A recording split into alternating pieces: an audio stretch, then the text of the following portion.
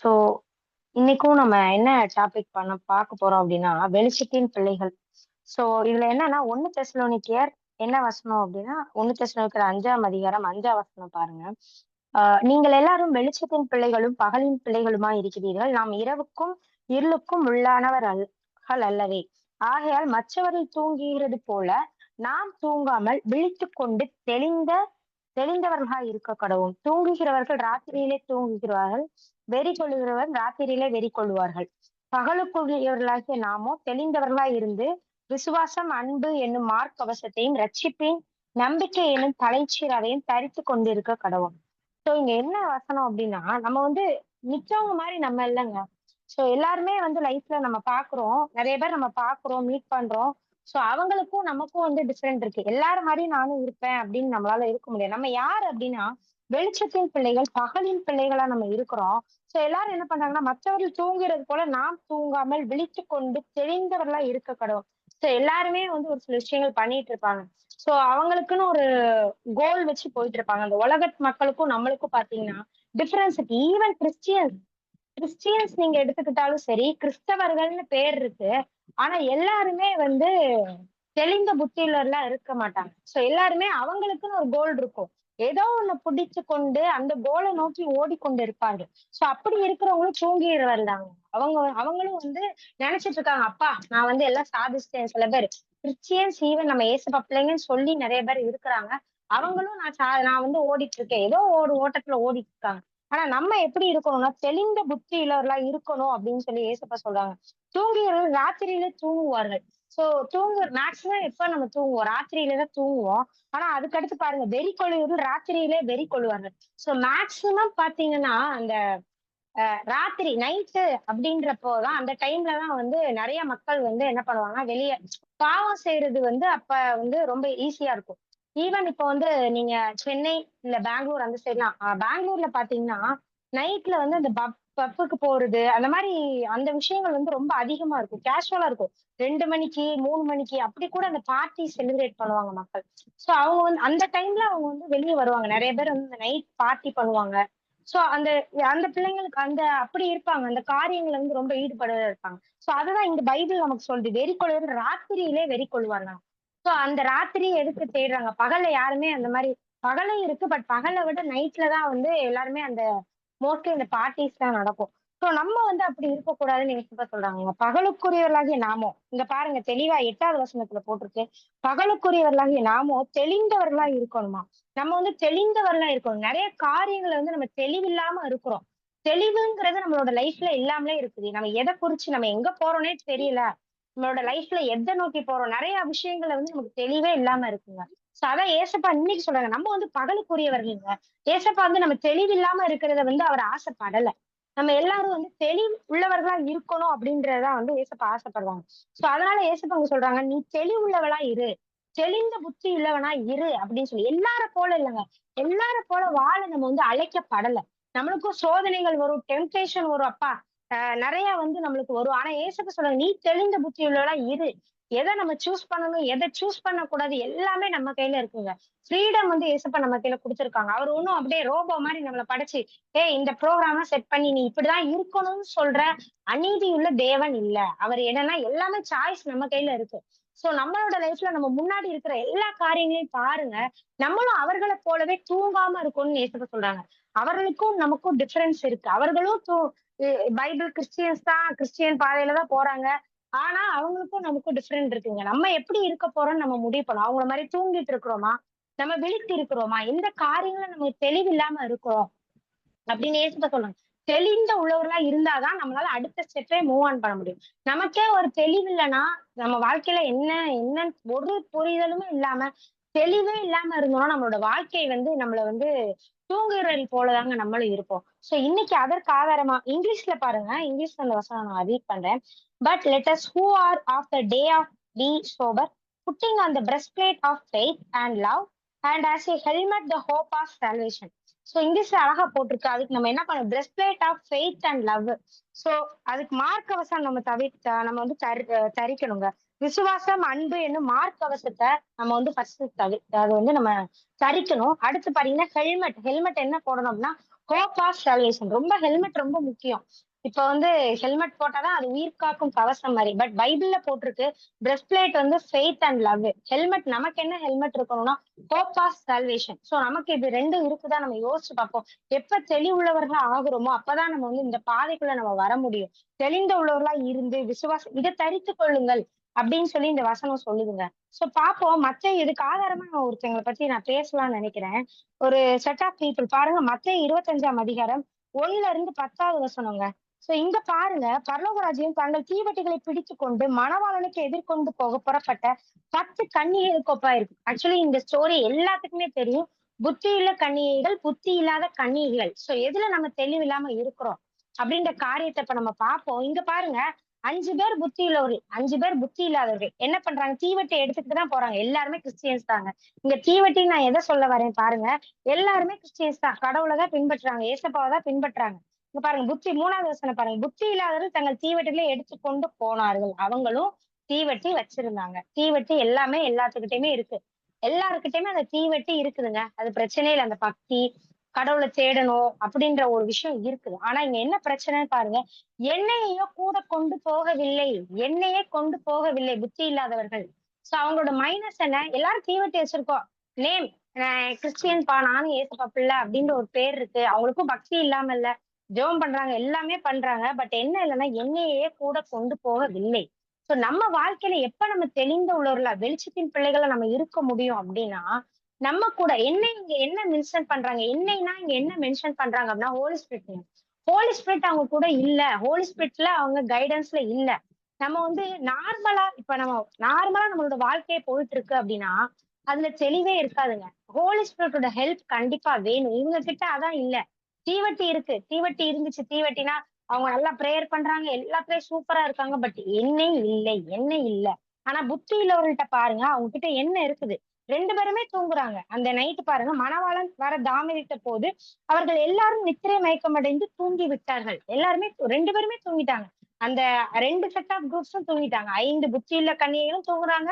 புத்தி உள்ளவர்களும் தூங்குறாங்க. தூங்குறாங்க பாருங்க. நித்திரை மயக்கமாயி தூங்கிட்டாங்க. ஆனா மணவாளன் வருகிறார் அப்படின்னு சொல்லி ஒரு சவுண்ட் வந்ததும் எல்லாம் எந்திரிச்சுட்டாங்க. இங்க இவங்களும் எந்திரிச்சுட்டாங்க. எந்திரிச்சு இவங்க கிட்ட என்ன இல்ல? எண்ணெய் இல்ல. எண்ணெய் இல்லாதனால அவங்களால உள்ள போக முடியல. சோ இங்க நான் என்ன சொல்ல வரேன் அப்படின்னா, நம்மளோட வாழ்க்கையில ஒரு குறைவு இருக்குங்க. நம்மளுக்கு நிறைய நேரங்கள் ஏன் தெளிவுள்ளவர்களா இல்லாம இருக்கிறோம்? ஏன் பகலின் பிள்ளைகளாக இல்லாம இரவின் பிள்ளைகளாக தூங்குகிறவர்களாக இருக்கிறோம் அப்படின்னா, ஹோலி ஸ்பிரிட்டோட அந்த இது இல்லங்க. ஹோலி ஸ்பிரிட்டோட கைடன்ஸ் இல்ல. அவரோட இதோட ஹெல்ப்ப நம்ம கேட்கறது இல்ல. நிறைய நேரங்கள் நம்மளே முடிவெடுத்து வாழ்க்கையில நம்ம தவறி இடறி போய் விடுகிறோம். சோ அவரோட கைடன்ஸ் இருந்துச்சுன்னா, கண்டிப்பா நம்மளும் இந்த புத்தியுள்ள கன்னிகைகளா இருப்போங்க. சோ புத்தி இல்லாத கன்னிகைகளும் அப்படிதான். அவங்களுக்கும் இவங்களுக்கும் டிஃபரன்ஸ் என்ன இருந்துச்சு? சோ என்னன்னா ஹோலி ஸ்பிரிட். சோ நம்ம வாழ்க்கையில யோசிச்சு பாருங்க. நிறைய காரியங்கள நம்ம திணறிக் கொண்டிருக்கலாம். எப்படி செய்யணும்? எப்படி செய்யணும்னே தெரியலையே அப்படின்னு ஒரு கைடன்ஸே இல்லாம நம்ம லைஃப் போய்கிட்டு இருக்குன்னா, நம்மளே அனலைஸ் பண்ணி பார்ப்போம். நம்ம கூட ஹோலி ஸ்பிரிட் நம்ம அவர் கைடன்ஸ்ல இருக்கோமா? அவரோட ஆளுகையில இருக்கோமா? அப்படின்றத நம்ம கொஞ்சம் சோதிச்சு பார்ப்போங்க. சோ என்னைக்குமே பைபிள்ல வசனம் இருக்கு. ஆவியானவர் உங்களுக்கு எல்லாவற்றையும் குறித்து சகல சத்தியத்திற்குள்ளாகவும் நம்மள நடத்துவார் அப்படின்னு சொல்லி பைபிள்ல வசனம் இருக்குங்க. சோ அவருக்கு தெரியாத ஒன்றுமே கிடையாது. இந்த காலத்துல இந்த கிருபையின் காலம் இருக்கு. இந்த காலத்துல அவரோட ஹெல்ப் இல்லாம நம்மளால கண்டிப்பா வாழ முடியாதுங்க. நம்ம யாரு ஹெல்ப் இல்லைனாலும் இந்த உலகத்துல வாழ்ந்துடலாங்க. மனுஷன் யாருமே உங்களுக்கு ஹெல்ப் பண்ணலையா? சொந்தக்காரன் ஹெல்ப் பண்ணல, பெற்ற தாய் தகப்பன் ஹெல்ப் பண்ணல, நண்பர்கள் ஹெல்ப் பண்ணல, யாருமே உங்களை உதாசீனப்படுத்தி தனியா இருக்கிறீங்களா? உங்களுக்கு தேவை ஒரே ஹெல்ப் ஹோலி ஸ்பிரிட். ஆவியானவர். ஆண்டவரேன்னு அவர்ட்ட நம்ம சமூகத்துல ஒப்பு கொடுத்து, அவரை நம்மள பெற்றுக்கொண்டு, உங்க கைடன்ஸ் எனக்கு காமிங்க அப்படின்னு சொன்ன அவரோட ஹெல்ப் மட்டும் இருந்தா போதும். இந்த உலகத்துல நீங்க சர்வே பண்ணிடலாம். மனுஷங்க யார் ஹெல்ப் தேவையில்லைங்க. ஏசப்பான்னு அவர் பாதத்துல நீங்க சரணடைந்தீங்கன்னா, உங்களுக்கு ஒரு தெளிந்த புத்தி வரும். சோ நான் என்னோட லைஃப்ல சொல்லுவேன், நிறைய காரியங்கள் எனக்கு தெளிவில்லாத போது, என்னன்னைக்கெல்லாம் நான் அந்த ஹோலி ஸ்பிரிட்டோட பரிசுத்த அபிஷேகத்தால நான் நிரம்பி ஜெபிக்கிறேனோ, அன்னைக்கு எனக்கு ஒரு தெளிவான காரியங்கள் கிடைக்கும். சோ நான் டெய்லி பிரேயர் பண்றப்ப, நான் மார்னிங் பிரேயர் பண்ணிட்டு இருந்தேன். அப்ப ஆஹ் ஹோலி ஸ்பிரிட்டோட அந்த அபிஷேகம் டெய்லி அவரோட பிரசன்ஸ ஃபீல் பண்ணேன். சோ அன்னைக்கெல்லாம் எனக்கு எந்த காரியங்களை குறிச்சும் பயமோ, ஒரு எந்த ஒரு தெளிவில்லாம என்னால இருக்க முடியல. டெய்லி ஏசப்பா வந்து என்ன அழகா நடத்துறாங்க. சோ நான் அதான் உங்ககிட்டயும் சொல்லுவேன். டெய்லி இங்க ஏதோ ஒரு நாள் நான் அபிஷேகம் பெற்றேன். நான் ஏசப்பாக்குள்ள ஆவியானவர் எனக்குள்ள வந்து நான் அப்படி அபிஷேகம் அப்படி இல்ல. டெய்லி நம்ம அவரோட பிரசன்ஸ்ல இருக்கணும். அவரால நிரப்பப்படணும். அப்பதான் நமக்கு வந்து அந்த தெளிவு வருங்க. இங்க அந்த புத்தியுள்ள கன்னிகைகள் போல நம்ம இருக்கணும். எண்ணெய நம்ம கூட கொண்டு போணும். எப்பயும் எண்ணெய நம்ம கூட வச்சுக்கிட்டே இருக்கணும். ஏன்னா ஏசப்பா எப்ப வருவாங்கன்னு தெரியாது. சோ இப்ப எப்ப என்ன நடக்கும்னே தெரியாது. இந்த இந்த உலகத்துல நம்ம அப்படி இருக்கோம். சோ நம்மளோட லைஃப்பும் அப்படிதான் போயிட்டு இருக்கு. எப்படி என்ன நடக்கும்னு தெரியாம இருக்கலாம். ஆனா ஆவியானவர் நம்ம கூட இருக்கிறப்ப நம்மளுக்கு எல்லா பலனையும் தருவாரு. எல்லாத்தையும் தாங்கறதுக்குள்ள பலனை தருவாரு. அழகா நடத்துவாரு. அற்புதமா நடத்துவாரு. சோ என்னோட லைஃப்ல பாத்தீங்கன்னா, லாஸ்ட் மந்த்ல எனக்கு ஒரு ரொம்ப கஷ்டமான காரியங்க. நான் வந்து டெஸ்டிமோனிய நான் ஷேர் பண்றேன். ரொம்ப ஒரு துக்கமான காரியம். என்னால அதுல அன்னைக்கு நைட் எனக்கு தூங்கவே முடியல என்னால. பட் வந்து ஆவியானவர் எனக்கு மனசுல வந்து ஒரு சமாதானம். கண்ணு கலங்குது. கண்ணுல இருந்து கண்ணீர் வந்துகிட்டே இருக்கு. ஆனா என் மனசுல அந்த சமாதானம். அது யாருமே எனக்கு தர முடியலங்க. எந்த ஃபேமிலி மெம்பரும் தர முடியல. ஆனா ஏசப்பா தந்தாரு. ஹோலி ஸ்பிரிட் அந்த இதுல நான் அழுது ஜெபம் பண்றப்ப, ஏசப்பா வந்து என்ன நிரப்புனாங்க. அந்த ஆவியானவரால நிரப்புறப்ப, எனக்கு அந்த சமாதானம் இருந்துச்சு. அவ்ளோ ஒரு துக்கமான காரியத்துல எனக்கு நைட்டு ஆனா தூக்கமே வரல.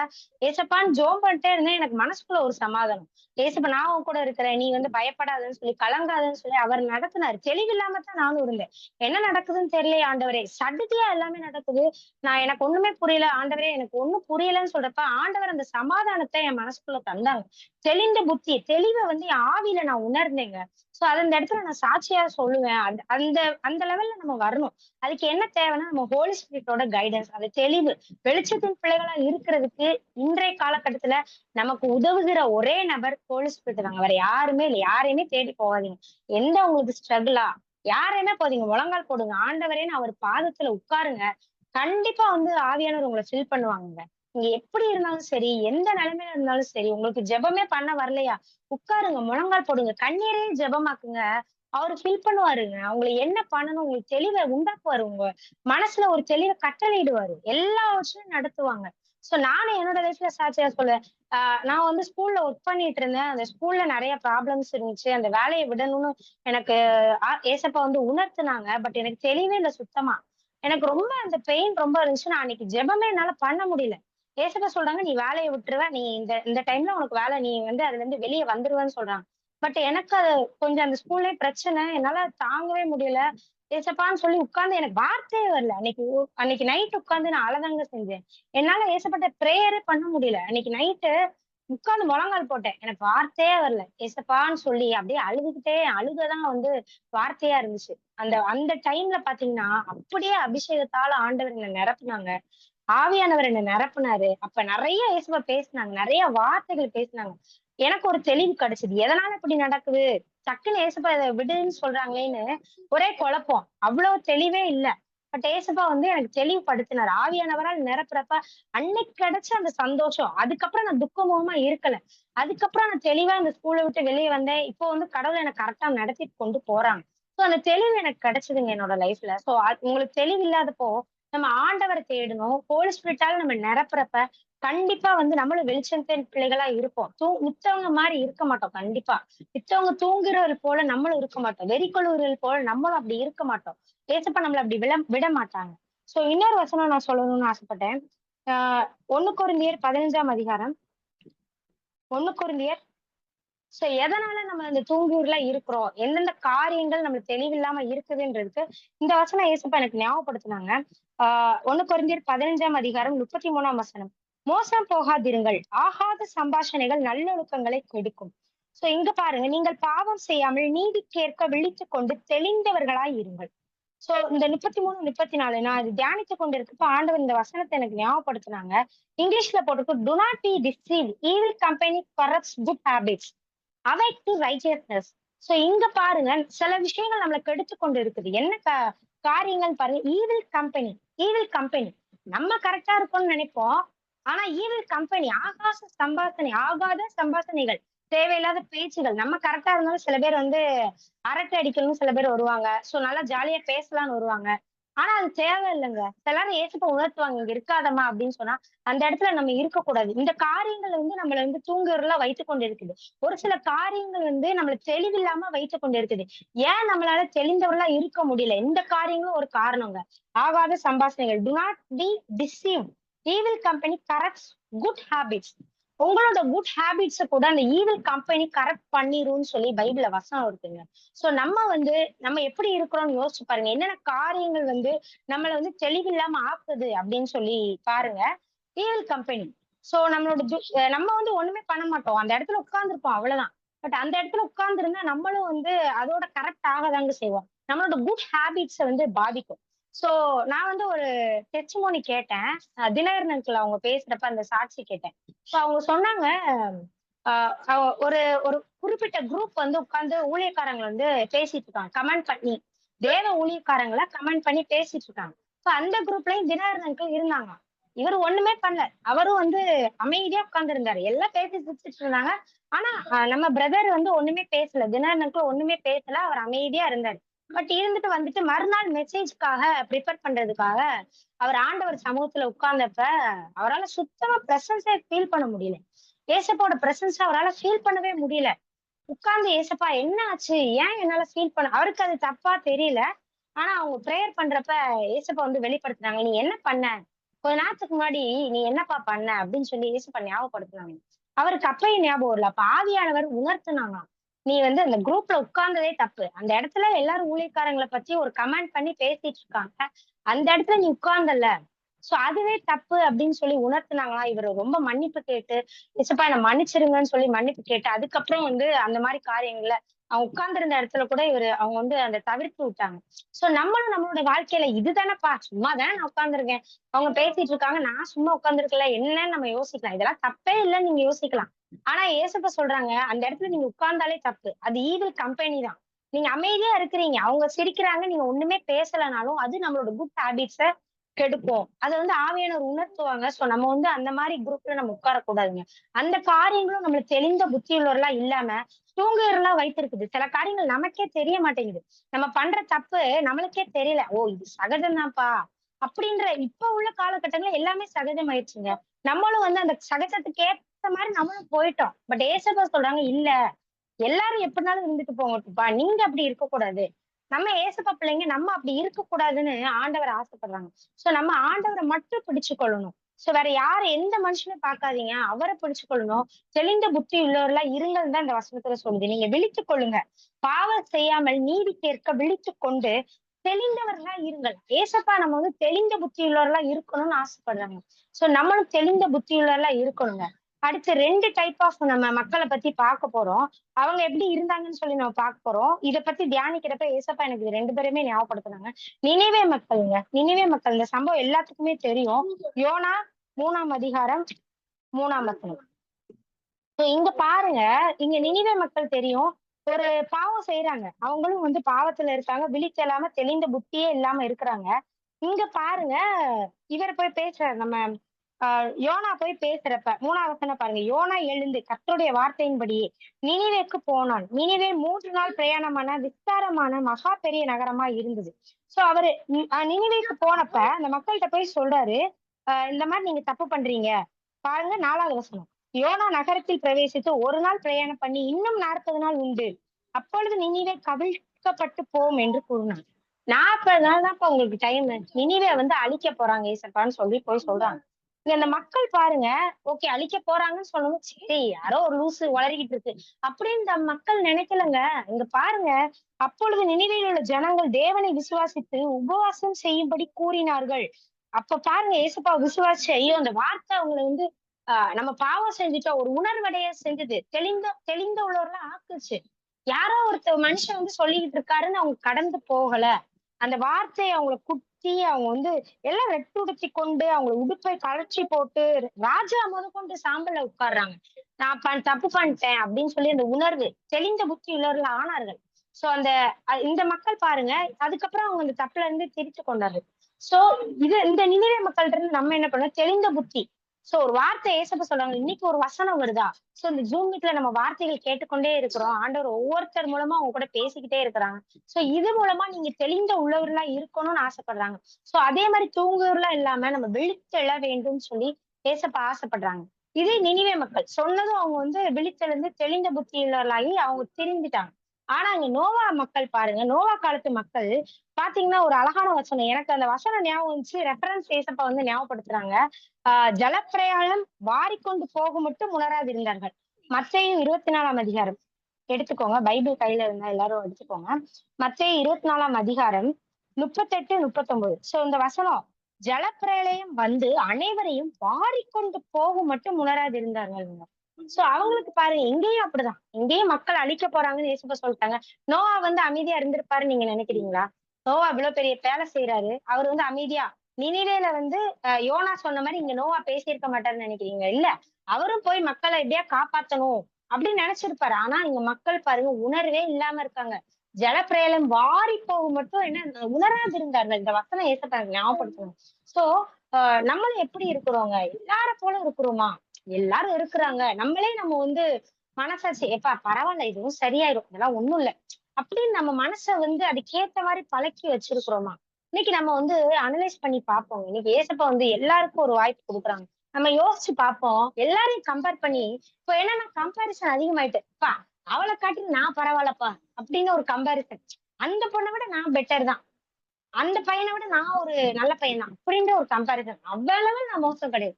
அப்படின்ற ஒரு மன இதுக்கு நம்ம வந்துட்டோம். ஆனா ஏசப்பா சொல்றாங்க, "அப்படி இல்லப்பா. ஒவ்வொருத்தருக்கும் தனித்தனியான நியாய தீர்ப்பு." இப்ப நீங்க போய் நியாய தீர்ப்புல போய் நம்ம சொல்ல முடியாது. "நான் அந்த மாரி தான் இருந்தேன்ப்பா. அவ பண்ணிட்டா, நான் பண்ணா என்ன தப்பா?" அப்படின்ற மாரி நம்ம போய் அங்கலாம் பேச முடியாது. சோ இன்னைக்கு ஏசப்பா சொல்றாங்க, நம்ம தெளிவுள்ளவர்களா இருக்கணும்னு ஆசைப்படுறாங்கங்க. நெறைய விஷயம் என்னென்ன காரியங்கள் நம்ம அப்படியே சரி ஒண்ணும் இல்ல. இதெல்லாம் ஒண்ணும் இல்ல. அப்படின்னு நம்மளே ஒரு காரியங்கள வகுத்து வச்சிருப்போம். ஏசப்பா சொல்றாங்க, இன்னைக்கே அத விட்டு நம்ம வெளிச்சத்தின் பிள்ளைகளா மாறணும்னு ஆசைப்படுறாங்க. எந்தெந்த காரியங்கள் தெளிவில்லாம இருக்கு. உங்களுக்கு ஒரு விஷயம் தெரியலையா? புரியலையா? யாருமே உங்களுக்கு ஹெல்ப் தேவையில்லங்க. முழங்கால் போட்டு ஜெபம் பண்ணுங்க. பைபிள் தெரியலையா? இல்ல ஏதோ ஒரு விஷயம் உங்களுக்கு லைஃப்ல தெரியலையா? புரியலையா? இது எதுக்கு இப்படி நடக்குது? ஏசப்பா நான் இந்த காரியங்கள் பண்றது தப்பா? கரெக்ட்டா? ஏசப்பாட்டே கேளுங்க. கண்டிப்பா அதற்கான ஆன்ஸர் இருக்குங்க. நானே நெறைய காரியங்கள ஏசப்பாட்ட கேட்டு, எனக்கு இது புரியல. இது தப்பா, கரெக்ட்டான்னு நான் ஏசப்பாட்ட ஜெபம் பண்ணி, அத நானே அந்த ஆன்ஸர பெற்றுக்கொண்டேன். சோ நீங்களும் அதே மாரி பிரேயர் பண்ணுங்க. ஏசப்பா இந்த காரியம் கரெக்ட்டா? தப்பா? உங்களுக்கு ஒரு விஷயம் தப்புன்னு தெரியுதா? தப்பான ஒரு கொஸ்டின் வருதா? உட்கார்ந்து முழங்கால் போட்டு ஜெபம் பண்ணுங்க. கண்டிப்பா ஆண்டவர் உங்களுக்கு வெளிப்படுத்துவாங்க. என்னென்ன காரியங்கள் உங்களுக்கு தப்பா இருக்குது அப்படின்னு சொல்லி. சோ நம்மளும் என்ன தரிச்சுக்கணும்னா ஃபெய்த் அண்ட் லவ். நம்மளோட ஹார்ட் நம்ம அத நம்மளோட இதயத்துல தரிச்சு கொள்ளணும். அதுக்கடுத்து ரட்சிப்பின் நம்பிக்கை. அதையும் நம்மளோட ஹெல்மெட் மாரி போட்டுக்கணும்னு ஆசைப்படுறாங்க. சோ இந்த காரியங்கள்லாம் நான் கரெக்ட்டா இருக்கிறப்ப, ஏசப்பா நம்மள நடத்துவாங்க. கர்த்தர் தாமே இந்த வார்த்தைகளை ஆசீர்வதிப்பாரா?